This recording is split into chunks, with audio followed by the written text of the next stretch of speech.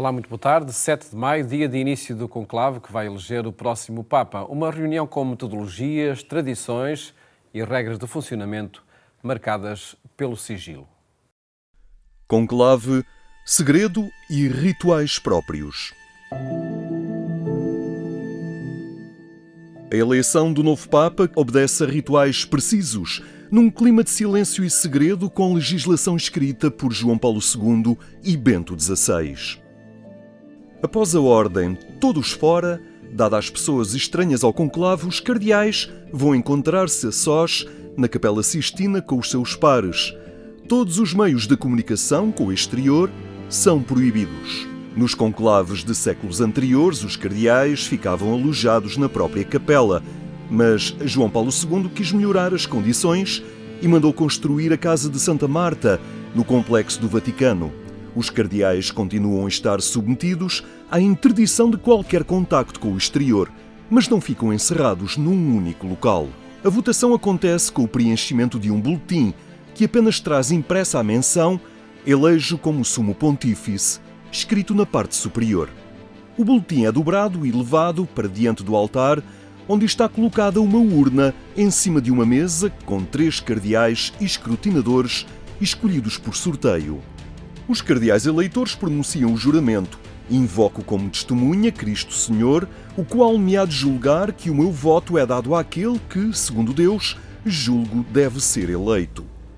Outros 3 cardeais têm a missão de recolher os votos dos prelados doentes e existem ainda 3 revisores. Se as votações não tiverem êxito, após um período máximo de 9 dias de escrutínios e pausas de oração e livre colóquio, descrito na Constituição Apostólica, os eleitores serão convidados pelo cardeal camerlengo a darem a sua opinião sobre o modo de proceder. O documento de João Paulo II abria a hipótese de a eleição ser feita com a maioria absoluta dos sufrágios. Situação que foi revogada por Bento XVI em 2007, que confirmou a necessidade da maioria de 2/3 dos votos, 92 neste caso. Depois de cada sessão, os boletins e os escritos de qualquer espécie relacionados com o resultado de cada escrutínio são queimados. Compete ao novo eleito responder a 2 questões do cardeal decano. Aceitas a tua eleição canonicamente feita para Sumo Pontífice? Como queres ser chamado? O novo pontífice é acompanhado à chamada Sala das Lágrimas para envergar pela primeira vez os paramentos papais previamente disponíveis em 3 medidas. Após a escolha do nome, um a um, os cardeais prestam homenagem e apresentam a sua obediência ao novo Papa. O anúncio é feito em seguida aos fiéis, desde o balcão central da Basílica de São Pedro, pelo cardeal protodiácono. Habemus Papam. Normas seguidas por cada um dos cardeais eleitores, cumprindo tradições consolidadas na história e que serão agora tema para a conversa com João Francisco Pereira, do Centro de Estudos de História Religiosa da Universidade Católica Portuguesa. Muito boa tarde. Obrigado, João, por estar no programa Eclésia. Se quisermos olhar a história destas reuniões cardeais, teremos que remontar a que século? Então, a eleição do Papa, nesta modalidade, sobretudo, remete-nos para o século XIII. Portanto, a instituição do conclave apenas se define no Concílio de Lyon, em 1274, e a palavra deriva do latim, portanto, cum clavis, portanto, fechada à chave, portanto, e indicava o lugar onde os cardeais eram fechados para proceder à eleição pontifícia. Portanto, isto também indica que a eleição do Bispo de Roma nem sempre tinha sido assim. Aliás, como em todos os outros aspectos da vida da Igreja, há mutação, há adaptação, conforme as necessidades. Por exemplo, nos primeiros séculos do cristianismo, o Bispo de Roma era escolhido pelo povo e pelo clero de Roma, sendo mais tarde alguns bispos das cidades circunvizinhas também se associavam, e este era, aliás, o modo habitual da eleição dos bispos na cristandade. Aliás, esta tradição de ser o clero de Roma a eleger o Papa faz com que, ou pelo menos é sinalizada ainda hoje, pela atribuição de igrejas àqueles que o Papa, apesar de vir em todo o mundo, atribui a certos prelados dentro da cidade de Roma. Os cardeais têm uma igreja de que são titulares em Roma, não é? Exato. Vem daqui desta tradição. No fundo, tenta manter ainda alguma linhagem, portanto, porque isto, efetivamente, estão em Lisboa, divididos, espalhados por todo o mundo, mas de modo a sinalizar que aqueles prelados estão ligados à Diocese de Roma e, no fundo, são, por assim dizer, o clero do Papa, ainda que isto seja de algo que seja um bocado já alterado e pronto, a história encarregou-se de ir ajustando esta situação. Portanto, à medida que o Bispo de Roma assume um papel mais preponderante no quadro da Igreja Universal, também o seu processo de escolha se vai tornando cada vez mais complexo, portanto, no sentido de evitar as interferências dos senhores temporais na eleição do Pontífice Romano, é que vão sendo inseridas progressivamente, ao longo dos séculos, sucessivas normas. Por exemplo, só no século XI é que a eleição do Papa passou a estar reservada aos cardeais.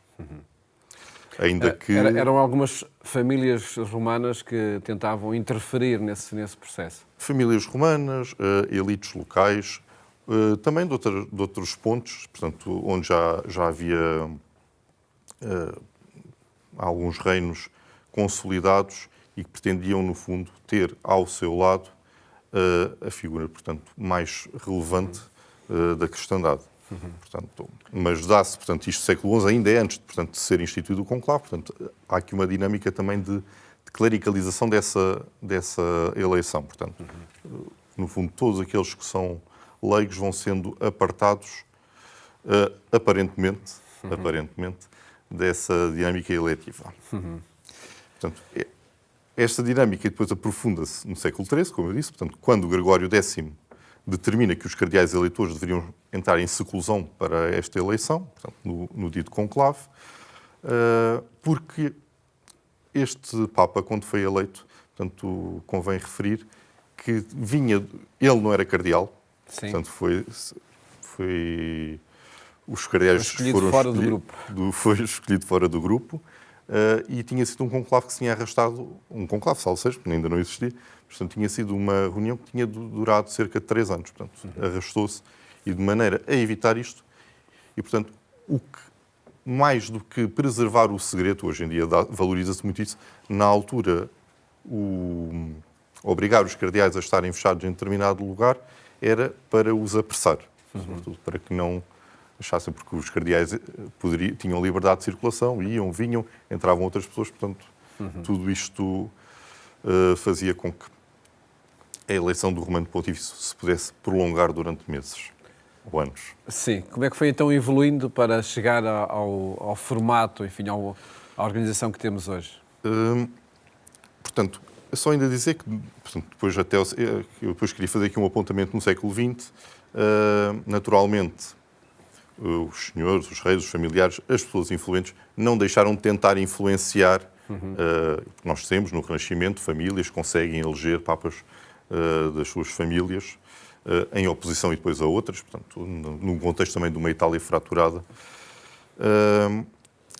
Estas tensões que se manifestavam durante a eleição do Papa faziam com que, portanto,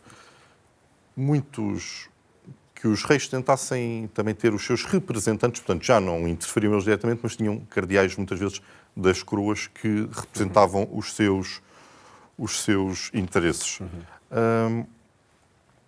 Contudo, portanto, no início do século XX, no conclave que elegeu Pio X, portanto, em 1903, aconteceu, e foi a última vez que tal aconteceu, que um cardeal, o cardeal Rampolla, tinha recolhido a parte substancial dos votos e, a certa altura, um cardeal, portanto, delegado pelo imperador austro-húngaro, diz que aquela pessoa não podia ser eleita. Portanto, no fundo, vetava aquela eleição. Isto não era novidade. Portanto, isto também tinha alguma funcionalidade no sentido de evitar com que prelados, cardeais, que tinham conflitos pessoais ou de outra natureza com determinadas coroas não fossem eleitos, para que depois, ao serem papas, não se criassem conflitos melindres que se arrastavam por vezes durante décadas, muitas vezes até à morte ou do monarca ou do papa, para que tal se resolvesse. Portanto, nesse contexto, acaba por ser, apesar de ter havido protestos, indignação, acaba por ser eleito Pio X, que vem a ser um papa com uma ação conhecida, reconhecida, e é ele que vai abolir esse direito de veto. Portanto, os papas que sucedem normalmente estes problemas, normalmente resolvem o de seu pontificado. E estamos no século XX. Isto no século XX. O século XX, claro, o grande acontecimento do século XX na vida da Igreja é o Concílio Vaticano II, e é nesse seguimento que vão ser feitas algumas alterações, não só do rito, naturalmente, como já tinham sido reformados os ritos litúrgicos, portanto, o conclave também vai ser objeto de alguma revisão. Paulo VI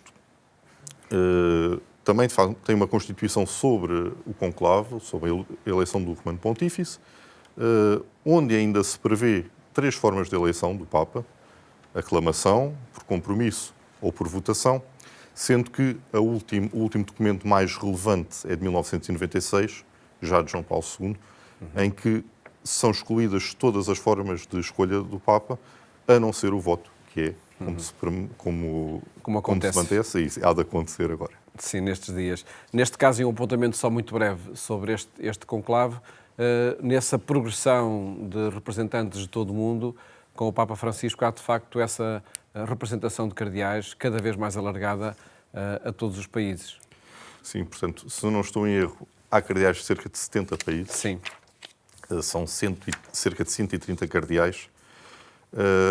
Portanto, nunca, até hoje, portanto, no futuro poderá ser diferente, nunca a Igreja esteve tão representada no Colégio Cardinalício, portanto, ou nunca o Colégio Cardinalício manifestou tanto a catolicidade da Igreja.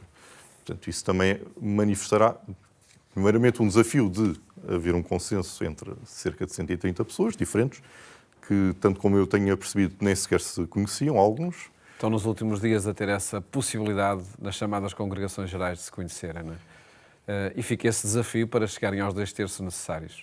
Sim, e acima de tudo, acho que conseguirão eleger um Papa que responda aos desafios do tempo presente, como tem sido, aliás, assim, recorrente na história da Igreja. Aliás, o século XX, diferente, até destaca-se do resto da história da Igreja no sentido que até hoje, até 2025, foram eleitas pessoas, todas elas notáveis e que tiveram um papel muito importante na vida da Igreja.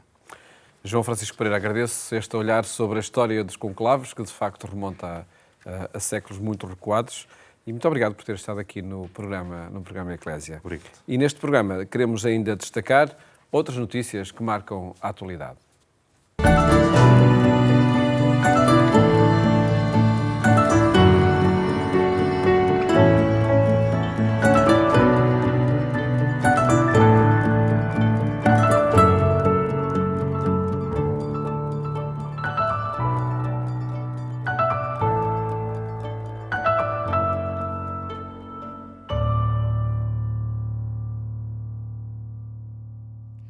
Moisés Savadogo nunca mais se vai esquecer do dia em que todos os cristãos da aldeia estavam reunidos na capela a rezar quando surgiram os terroristas. Isto para nós, aqui na Europa, parece um filme de ficção. Alguém estar na igreja e de repente surgirem homens armados, aos tiros, aos gritos, a dispararem ao acaso para todo o lado. Mas foi precisamente o que aconteceu na aldeia de Savadogo, no Burkina Faso. A missa tinha começado quando os terroristas chegaram. Foi terrível. Moisés Savadogo nunca mais se vai esquecer daquilo que viu.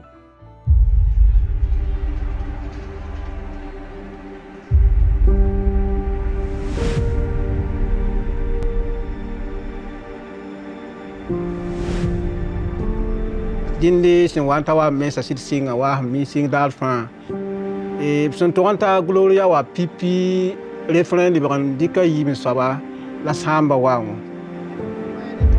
bana nye yet nye la setan bere yib saba sora yam sun tunguda pa sori pono wa men nan tem dina boto ponna wo mataba Buto san kabi bam nan kuya tonno. Ti misila be kene mwenere. La tetan za da mwen gomna. Sakap tibu. Bal tonda mot datam tu biwen do wonto beti gumni hina man fa yi pana yi ti tondi ti ayi. Lab kele mwe zinkanga. Kele lwe ni wen gomna.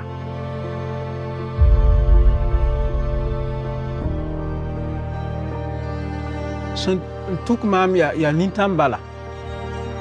Sigem tab tawle mikti sebel songa kitan zaram ti obraga ya nebo fu ni nyam yele budu ba mesa fu bala lam da ko sa para yemre tanyaka fu poka handa zaran win koma tanyak fu poka koma tumuna kita tira ti ton pillabe zanga neb sebel songa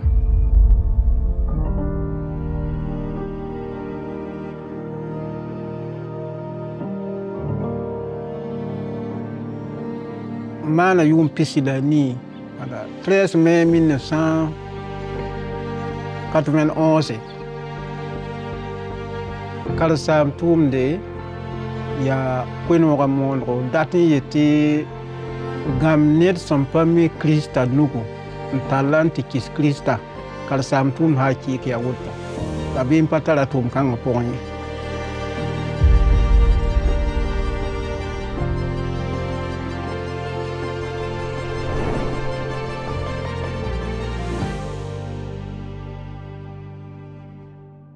Este homem, este catequista, é um verdadeiro herói. Ele viu o seu padre ser assassinado a sangue frio, mesmo à sua frente, durante a missa que estava a ser celebrada na sua aldeia. Foi mais do que um assassinato, foi a forma brutal, impiedosa dos terroristas, dos jihadistas que infestam o Burkina Faso, de dizerem aos cristãos que eles não têm lugar no país, que têm de se render, de baixar os braços, que têm de renunciar à sua fé. Mas Moisés Sabadogo não desistiu. Ele continua a ser catequista, apesar de tudo, apesar de todas essas ameaças e riscos. É um verdadeiro herói. E para nós, Fundação AIS, é incrível saber que a nossa missão é de ajudar pessoas assim, pessoas que dão tudo, até a própria vida, por causa da sua fé. Todas as semanas, nós marcamos encontro aqui porque há uma igreja que precisa da nossa ajuda.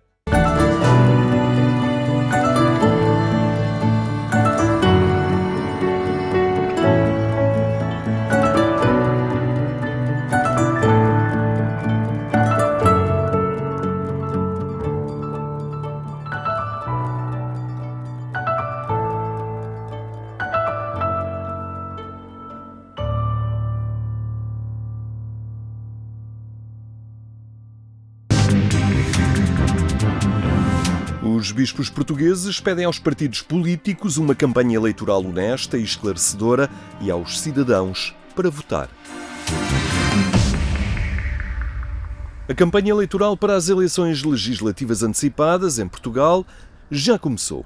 Antes deste arranque oficial, os bispos católicos pediram aos partidos políticos que colaborem numa campanha eleitoral honesta e esclarecedora, que apresentem propostas para o país. Independentemente dos casos e casinhos, e é importante que se discutam programas e perspectivas do país. Acho que isso é o que o país precisa, de discutir modelos de governação, perspectivas de organização do aparelho de Estado e para dar confiança às pessoas. Além disso, é isso que pode ajudar as pessoas também a participarem.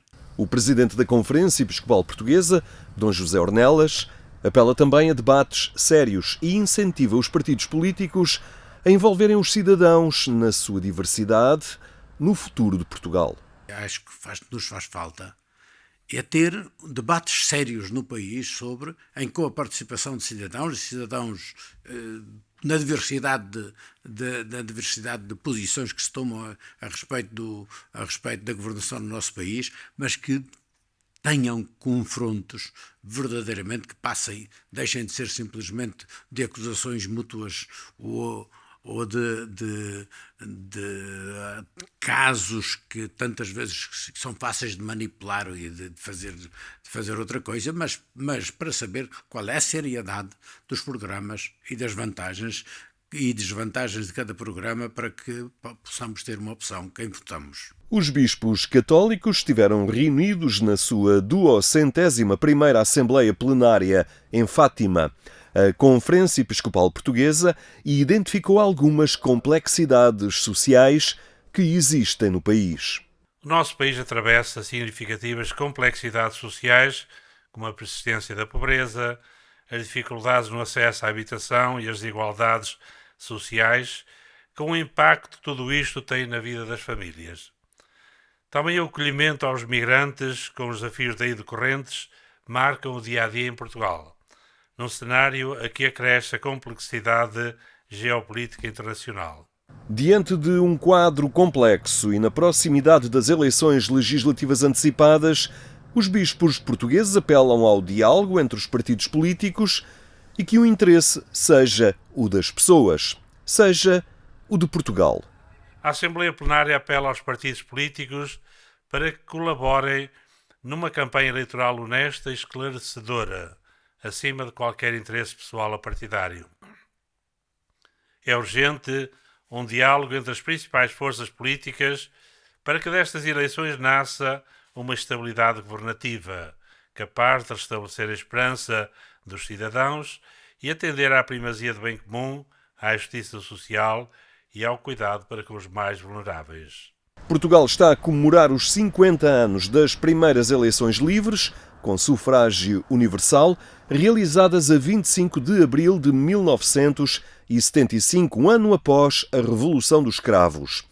Os bispos portugueses apelam aos cidadãos que votem, que se informem e que participem na construção da sociedade.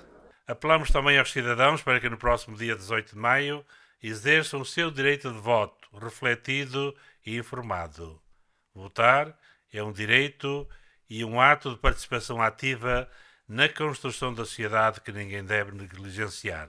Apelos da Assembleia Plenária da Conferência Episcopal Portuguesa aos partidos políticos que concorrem às eleições legislativas antecipadas, mas também aos cidadãos e aos cristãos em particular, para que exerçam o seu direito de voto no próximo dia 18 de maio. A terminar, recordo que pode acompanhar no portal da Agência Eclésia as notícias sobre o decorrer deste conclave. Votos de uma ótima tarde e até amanhã, se Deus quiser.